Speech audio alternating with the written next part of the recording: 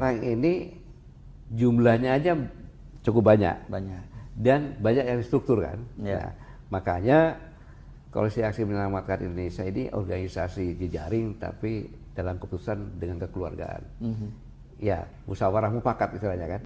Agar kami ini tetap konsisten kepada 8 tuntutan, maka yang di kami sekarang ini adalah orang yang tidak kemana-mana tapi ada di mana-mana.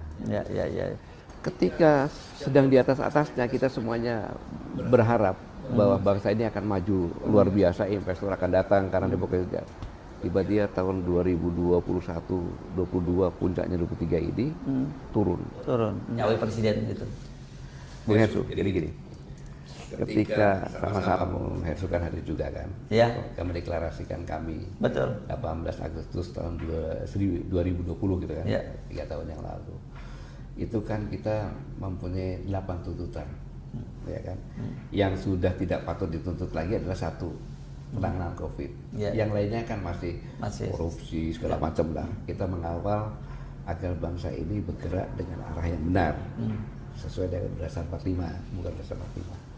Nah, kemudian orang pesimis, pasti politik praktis lagi, bikin partai lagi kan. Saya jamin bahwa tidak akan politik praktis dan tidak akan menjadi partai. Kan gitu. Nah, ketika sekarang ini terjadi, akhirnya kan kita sepakat semuanya. Kalau ada dari struktur Koalisi Aksi Menyelamatkan Indonesia yang akan berpolitik praktis mendukung salah satu partai atau presiden, dia dinonaktifkan atau mundurkan diri, kan gitu. Ada dulu Bang Sagan dan Nainggolan, ya kan. Ada pendiri Masumi, seperti komite, itu mengundurkan diri kan ya. Kemudian bahkan presidium di Partai Pelita, Pak Didin Samsudin juga kan. Nah, sekarang ini jumlahnya aja cukup banyak. Dan banyak yang struktur kan. Nah, makanya Koalisi Aksi Menyelamatkan Indonesia ini organisasi jejaring tapi dalam keputusan dengan kekeluargaan. Ya, musyawarah mufakat istilahnya kan. Kita rapat 2 jam kan waktu itu, Bung Hersu ikut sendiri kan? 2 jam.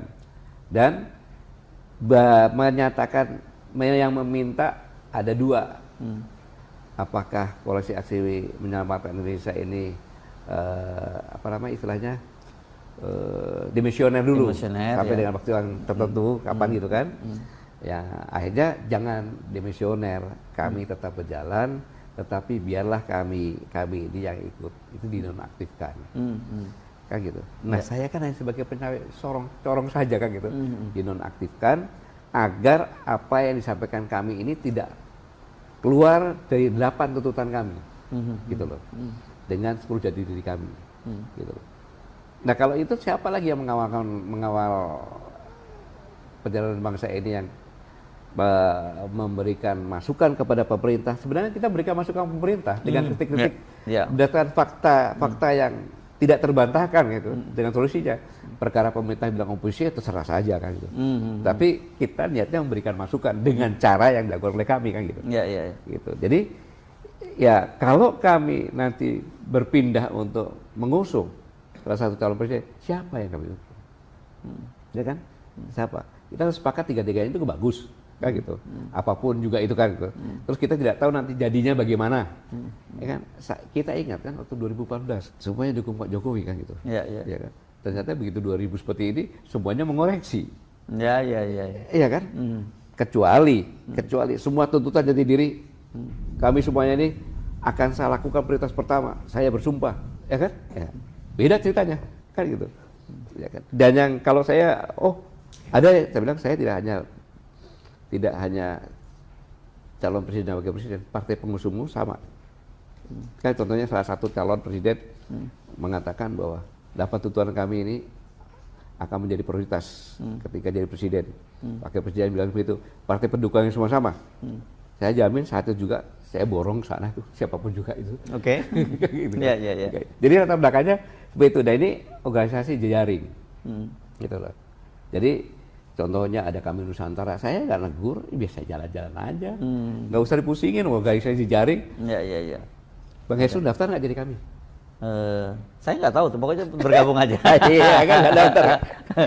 Nggak perlu mengisi formulir siapa gitu. Seperti Bang Sagana yang bilang, Pak Gatot, saya akan keluar dari kami karena saya akan dukung Amin. Oh silakan. Silakan. Oh itu semuanya jalur-jalur baik-baik semuanya kok. Iya.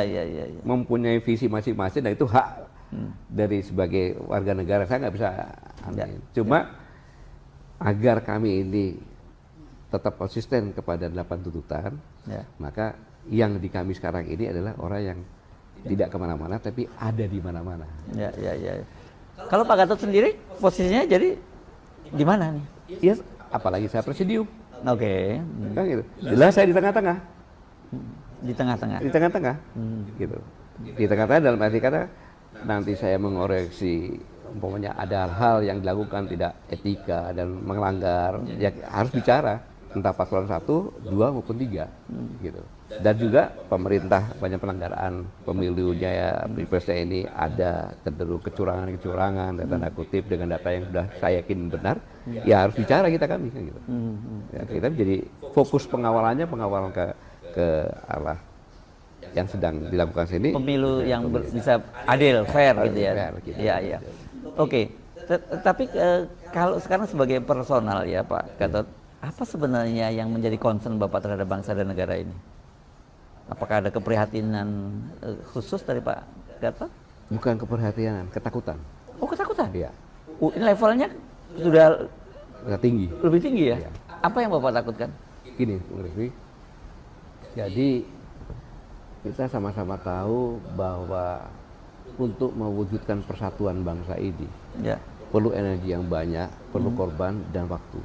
Karena memang Indonesia ini di Nusantara yang hadir di Indonesia ini ada puluhan bahkan mungkin ratusan kerajaan, kesultanan, budaya semuanya ya, yang disatukan menjadi Indonesia. Kan gitu. Sehingga perlu waktu yang panjang, dan itu puncak-puncaknya tahun 1980-an lah itu. Atau 1990 lah itu udah mulai bisa disatukan. Ada Permesta, DTI, segala macam lah itu kan. Nah, ketika itu final, kita masuklah kepada demokrasi. Kan gitu. Karena untuk menyatukan itu kadang-kadang tidak pakai demokrasi lah, penjelasannya. Masuk demokrasi. Nah, ketika kita masuk demokrasi, keteteran kita. KKN segala macam, akhirnya itulah menyebabkan peristiwa 98. 98 sebagai koreksi terhadap demokrasi yang dilakukan Indonesia kan gitu. Ditata lah oleh kaum reformasi ini, bergerak terus. Puncaknya, menurut saya nih ya, puncaknya bukan zamannya SBY. Jadi presiden. Tapi ketika Pilpres 2014 memilih Pak Jokowi jadi presiden, itu puncak demokrasi kita di atas. Puncaknya. Awal Pak Jokowi. Bukan orangnya tapi tidak ada rekayasa, kan sebuah aparatnya sebuah netral kan, dalam pemilihan juga semuanya ya nggak ada gesekan-gesekan yang menonjol kan gitu kan. Dan ketika beliau jadi presiden pun demokrasi kita naik kan gitu. Tapi itu sebenarnya tadi proses pemilu 2014 bisa disebut sebagai legacy dari Pak SBY dong ya sebenarnya ya. Karena bisa juga, tetapi kan legasi seluruh rakyat Indonesia untuk berdemokrasi ini kan. Nah, ya tentunya peran Pak SBY juga karena dua periode kan gitu. Ketika sedang di atasnya kita semuanya berharap bahwa bangsa ini akan maju luar biasa, investor akan datang karena demokrasi. Tiba-tiba tahun 2021, 22 puncaknya 23 ini turun dan ini turunnya ini sudah melebihi dari landasan yang kita start demokrasi yang di Korupsi 98 itu gitu. Jadi dapat dikatakan sekarang kita terjadi krisis demokrasi, kan gitu. Maka disebutkan lah anak haram demokrasi lah, ya kan, dan sebagainya. Dan Bapak kemarin sebut bahwa ada satu keluarga yang mulai dari bapak, ibunya, pamannya, anak, menantu sekarang setiap hari dihujat oleh rakyat. Ini kan sudah krisis kan gitu. Betul. Krisis demokrasi. Nah, dengan krisis demokrasi ini sudah pada titik yang mengkhawatirkan. Kondisi ekonomi dunia sekarang sangat krisis. Eropa krisis kan. Kemudian sekarang di Arab Spring juga krisis juga dengan Israel. Dan Ibu Sri Mulyani kemarin bicara untuk pertama kalinya udah mulai defisit. Ini kita BPN kita. Iya kan gitu. Jadi artinya apa? Buktinya harga 9 bahan pokok sudah meningkat ke atas dan drastis tuh. Tetapi di balik itu daya beli masyarakat turun. Ya. Ini indikasi yang bahaya nih. Ya. Apabila ini dibiarkan, kemudian pada saat tertentu masyarakat ketidakberdayaan ini menjadi satu, terjadi krisis ekonomi bersama-sama dengan demokrasi oleh politik. Ini yang sangat berat, nggak bisa diatur, pasti terjadi chaos. Tanda-tandanya kuat itu ya? Ya, ini teori. Oh, teori ya. Teori yang sudah terbukti. Ya. Sedangkan saya indikatornya sekarang menuju ke arah itu. Iya, indikatornya. Demokrasi sudah jelas kan? Betul. Ya kan? Tapi ekonomi juga. Ekonomi menuju ke sana. Ya. Nah, inilah yang harus benar-benar harus kita jaga, jangan sampai ini bertemu gitu loh. Betul. Jaga, jangan sampai bertemu. Ini kan itu ketakutan, Pak. Ketakutan saya gitu. Sudah terbukti kok. Di mana-mana itu bukan hanya di Indonesia saja itu. Iya. Gitu. Jadi ini sebenarnya diam-diam ya ketika situasinya seolah-olah terlihat tenang di permukaan, tapi di bawah permukaan itu sebenarnya ada gejolak yang luar biasa ya. Bung Hersu, di NTT ada seorang bapak bunuh diri. Betul. Ya, karena nggak bisa beli beras ya. Beras mahal. Iya. Di NTT ada apa sih kekeringan seperti itu kan gitu. Kemarau panjang juga kan ini. Dan itu kan kayak gunung es permukaan saja. Pasti ada banyak lagi yang seperti itu di daerah lain. Cuma tidak terekspos. Iya. Ini kan suatu yang sangat mengerikan, dan ini tidak boleh terjadi di bangsa Indonesia yang ketika didirikan mengatakan membentuk pemerintahan untuk melindungi segenap bangsa, ya kan, tumpah darah, mencerdaskan dan mensejahterakan, kan gitu. Ya. Nggak boleh ada orang mati bunuh diri karena nggak bisa beli beras ya. Gitu. Nggak boleh, apapun alasannya itu. Nah, indikasi-indikasi ini kalau berlanjut pertanyaan, iya kalau dia bunuh diri, kalau frustasi dia bunuh orang lain, bisa terjadi. Kriminal sudah meningkat sekarang, ya kan? Di kampung-kampung itu sudah ada pencurian mode baru. Apa itu, Pak? Mencuri binatang piaraan, dikuliti di tempatnya masing-masing, ya kan? Jadi dia nyuri, dikuliti, jual dagingnya keluar. Yang sudah ditangkap oleh Polres Cimahi kalau nggak salah itu di berbagai kampung. Jadi kejahatannya udah. Dan itu tanda-tanda krisis ya. Tanda-tanda itu. Iya.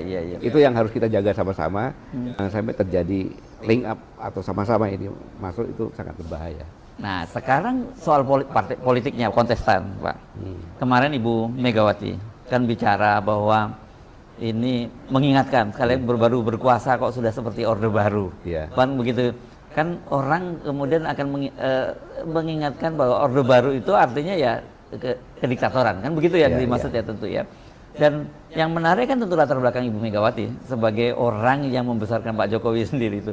Bagaimana Anda melihat itu? Apakah ini juga salah satu tanda-tanda yang Pak Gatot khawatirkan? Ya, bagaimanapun juga begini Bang Hersu. Ibu Megawati ini kan ibu partai, ya kita katakan ibu partai. Jadi ibunya PDI ya. Ya, ibu partai, sehingga tokoh sentral yang dianggap oleh kader-kader partai itu sebagai ibu, yang melindungi dan sebagainya kan itu. Nah, Ibu Mega mengatakan seperti itu kan istilahnya, apalagi di Hari Perempuan kan, itu kan sudah ya kalau orang bilang daripada ibu stroke udah bicara aja deh, udah marah yang memuncak kan gitu. Nah, tapi Bung Hersu, kemarahan ini kan yang bawahnya kira-kira lebih marah nggak? Ya kalau saya lihat videonya itu kan bagaimana teriakan lawan itu bergema ketika Ibu Megawati menyampaikan itu. Bung Hersu, saya katakan Ibu Mega itulah ibu partai. Ya kan? Sama aja lah kalau kita punya ibu di sio-sio, apapun akan saya lakukan. Kan gitu kan. Nah, menurut konotasi saya, Bu Mega meneriakkan itu adalah mewakili jangan terlalu marah gitu loh. Biar saya aja yang marah. Oke. Tetapi kan ini sampai berapa lama bisa menahan kemarahan yang bawah ini? Nah, ini pun harus kita hitung gitu. Ini harus kita hitung juga kan gitu. Gitu. Karena apa yang dilakukan Bu Mega terhadap Pak Jokowi, ya kan, memberikan privilege kepada Gibran, wali kota, kepada Bobi, itu kan tidak dari awal gitu loh, sehingga Bu Mega mengorbankan sebagai ketua partai untuk memberikan kebijakan yang sudah terlanjur. Ya, itu kan berdasarkan orang melihat betapa sayangnya ibu terhadap Pak Jokowi, tapi kena mahkamah partai ini melakukan seperti ini. Ini kan dari bawah kan mikirnya seperti itu gitu loh. Iya. Ini juga hal yang perlu diwaspadai juga saya kira. Iya. Kan akumulasi ini kan bisa menjadi satu kejadian yang berbahaya gitu. Oke. Ya ini kan bagaimanapun juga Pak Gatot pernah jadi Panglima TNI. Latar belakang Bapak intelijen kan. Oh, saya nggak pernah di intelijen. Apa itu jadi? Ya? Apa jadinya? Saya di operasi. Operasi ya. Oke. Tapi kan saya nggak tahu intelijen saya.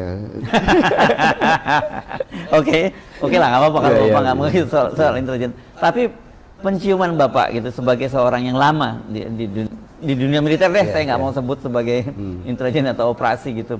Situasi seperti sekarang ini kalau levelnya di mana nih Pak? Level bahayanya? Ya saya katakan tadi, kalau 100% kan, ya. Sudah 50% nih. 50%? Krisis demokrasi kan sudah 50%. Oke. Sekarang krisis ekonomi sudah berapa persen nih kira-kira? Ya. Kan kalau 30 saya sudah 80% loh. Ya. Kan gitu kan? Jadi udah lewat lampu kuning ya sebenarnya menuju ke arah lampu merah ya. Iya, makanya yang harus ditata betul, kita jangan terlena semuanya energi hanya untuk Pilpres dan Pileg. Ya. Tetapi ekonomi juga harus, apalagi Bu Sri Mulyani udah kasih warning jelas. Iya. Oke. Gitu. Jadi saya kira makanya penting ya posisi kami kemudian menjadi netral dalam situasi itu dia ya. Karena ketika semua orang terlibat dalam ketiga kontestan, jadi siapa nanti ketika terjadi apa-apa kalau nggak ada yang pihak yang netral? Iya. Makanya kami ini tidak diam nanti. Ya, kami juga akan mengadakan diskusi tentang masalah korupsi. Oke. Sangat berbahaya. Korupsi ini kan sebenarnya merampas masa depan generasi muda. Betul. Anggaran pendapatan belanja negara diberikan kepada pemerintah, kepada stakeholder yang ini untuk melakukan sesuatu yang membuat jalan sehingga perjalanan ini mulus untuk menyiapkan anak cucu kita. Kan gitu. Iya, betul. Tapi begitu dipotong-potong, ya kan? Nggak sampai. Itu jadi apa dia? Kan gitu. Bahwa bahkan pernah menyebutkan bahwa sekarang itu masa depan ini udah digadaikan oleh orang lain. Masa depan bangsa anak cucu kita udah digadaikan. Udah diambil dan digadaikan. Iya kan? Energi juga. Ya kan? Nah, hal ini kan perlu diingatkan. Gitu. Dan sampai terlanjur. Kalau terlanjur anak cucu kita Bung Hershu, dia hanya ditinggali jual si utang. Betul. Sedangkan hutangnya itu adalah untuk bayar pokoknya, tolong dikoreksi kalau salah, sekitar 400 triliun. Bunganya Pak? Iya, bunganya. Bayar bunganya saja, bukan pokoknya ya? Iya, bukan pokoknya. 400 triliun. Iya. Sekarang saya tanya, target pajak sekarang berapa? Iya. Sekitar 2000-an kan? Iya. Berarti udah berapa persen tuh? Belum kalau ngomongin tambah pokoknya lagi. Nggak bisa kita bayar pokoknya, jalan terus. Iya. Kan gitu. Iya. Belum lagi kalau terjadi inflasi, nilai tukar rupiah naik. Betul. Kan nambah lagi berarti kan? Itu kan duluan. Iya. Belum lagi kita kemarin dengar ada Pak Jokowi ketika ke Cina bicara akan meneruskan kembali kereta api cepat sampai ke Surabaya gitu ya. Terus kemudian ketika di Amerika Freeport yang nanti sebenarnya kontraknya habis tahun 41 tapi diperpanjang lagi 20 tahun. Ini kan berarti sudah dijual dari sekarang dong gitu. Iya, justru itu kan kita kan harus mengingatkan ini gitu loh. Karena yang semua dilakukan itu terus yang untuk anak cucu kita gimana? Betul. Saya bicara seperti ini kan banyak orang negur, lu kurang apa sih? Udah jadi Panglima TNI kan gitu, tinggal ya bermain sama cucu selesai. Betul. Kalau saya bermain sama cucu saja, terus bagaimana generasi muda yang akan datang kalau nggak diingatkan? Iya. Kita kan sekedar mengingatkan saja, cuma bukan menuduh. Iya. Karena berdasarkan fakta-fakta yang ada. Kami tidak berani bicara yang tanpa fakta-fakta yang ada. Oke. Yang sudah dicek beneran kan gitu. Oke. Terakhir saya ingin bukan semacam himbauan ya. Terlalu biasa kalau dia ngomongin apa sih pesannya Bapak kepada para junior Bapak di TNI dan juga kepada bangsa ini dengan kekhawatiran Bapak, bukan kekhawatiran, ketakutan Bapak tadi itu, sehingga kita bisa terhindar dari itu semua. Bu Hershu, saya kepada Panglima TNI dan kepada Kepala Staf Angkatan Darat, ya, itu juga saya belum berhasil melakukannya. Jadi saya hanya berhasil untuk mendapatkan tunjangan kemahalan di Papua. Okay. Tapi tunjangan kemahalan di Papua ini sangat jauh sekali. Bung Hersu, kalau dia tugasnya nggak usah di Pegunungan Tengah, di Wamena saja, ya kan? Dia tidak mungkin di sana itu membawa istrinya, kayak gitu. Sekolahannya segala macam, ada yang di Jawa, ada yang di Makassar, ada yang ya kalau paling dekat di Makassar. Gitu. Dia itu untuk bisa ketemu sama istrinya, Bung Hersu, dari Wamena. Dia turun ke Jayapura itu minimal 2 sampai 2,5 juta. Berapa aja? 2 sampai 2,5 juta rupiah. Oh, anunya uang untuk biayanya, transportasinya. Pulang pergi sampai ke Jayapura ya sudah 5 juta. Terus ke Makassarnya berapa? Nggak cukup dong tuh gajinya aja. Untuk makan saja di sana itu tidak cukup. Okay. Bagaimana kita mengharapkan, ya kan? Prajurit-prajurit di Papua, di Kodim segala macam sudah tiap hari dia harus waspada menghadapi ya, permasalahan, ya kan dan sebagainya.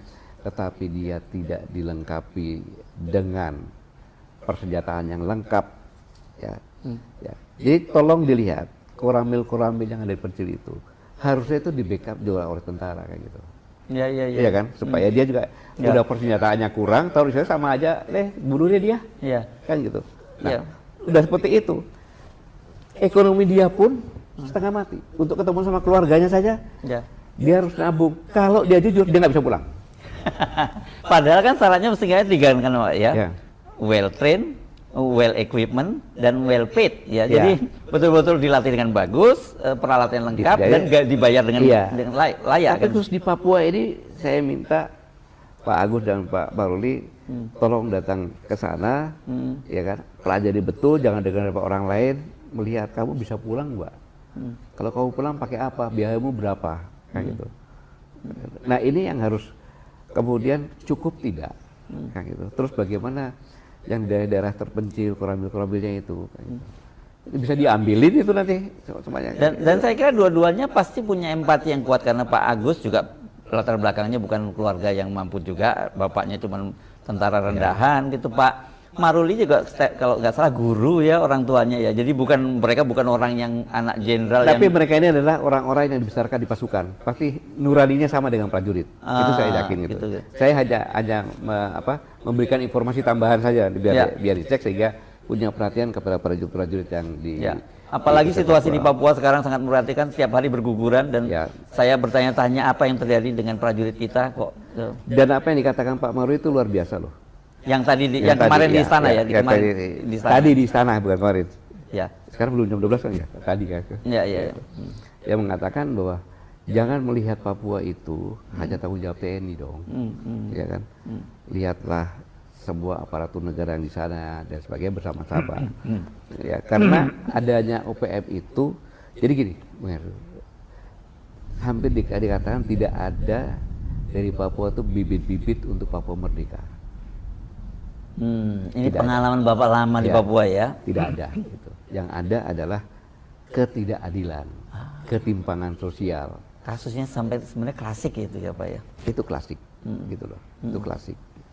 Gini aja Bung Hersu, di daerah Pegunungan Tengah itu, cek deh, pasti bupati wali kotanya adalah dari suku yang terbesar. Nah, kesukuan itu sangat kuat. Jadi begitu dia jadi suku, kalau nggak memperhatikan suku yang besar, yang kecil tidak, gitu. Nah itulah yang harusnya dikontrol oleh pemerintah. Di samping itu, Bung Hersu, orang yang tugas-tugas ke sana itu juga di briefing. Dikenalkan situasi seperti ini. Jadi kegiatan yang dilakukan itu yang saya katakan bahwa Pak Maruli mengatakan di Papua itu adalah operasi merebut hati dan pikiran rakyat, bukan dengan senjata, gitu loh. Rebut hati dan pikiran rakyat, karena masyarakat satu kampung itu diperebutkan antara OPM, yang katanya OPM atau teroris apa ya. Dia harus berebut hatinya rakyat juga. Kalau enggak direbut sama rakyat. TNI juga seperti itu. Ketika TNI bisa dekat dengan rakyat, sebagian kemenangan sudah ada. Gitu. Contoh gini, ketika ada pasukan situ, OPM kan setelah selesai dia masuk jadi rakyat biasa, jadi simpan kan, akan ganggu itu. Bung Hersu pokoknya akan jangan, dia baik sama kita, ini begini, nanti kok udah diganti sama yang lainnya lagi susah nanti kita. Ya. Kan gitu. Itu kan udah perlindungan yang luar biasa. Oh gitu, ya jangan ganggu, dia baik, dia begini. Nyokolakan ini. Itunya begitu tuh. Jadi rakyat itu menjadi sentral untuk diperebutkan dengan cara yang baik, bukan perbuatannya kayak kasar, merebut hati dan pikirannya. Itulah operasi yang sesungguhnya di alam tertib sipil. Ya. Bapak kan cukup lama di Papua ya Pak ya? Ya, saya pernah menjadi komandan batalion operasi sana, dan Dandim di Merauke dan Dandim di Jayapura. Dandimnya 2 kali? Ya. Di total berapa lama di Papua ini? Dia di Taman Mas sekitar 4 tahun deh ada. 4 tahun tadi ya. Ya jadi cukup setidaknya modal untuk memahami apa yang terjadi di Papua ya Pak ya? Ya, saya ya cukup lah, gak berlebihan lah. Ya. Lah, gitu. Jadi itu, dan kemudian untuk bangsa kita sebagai bangsa Indonesia sekarang ini, saya hanya mengingatkan saja bahwa Pilpres maupun Pileg ini adalah suatu hal yang biasa. Ya, suatu hal yang biasa. Janganlah hanya karena mencintai salah satu pasangan, kemudian cintanya cinta yang buta, ya kan? Kemudian bisa ribut, ya kan?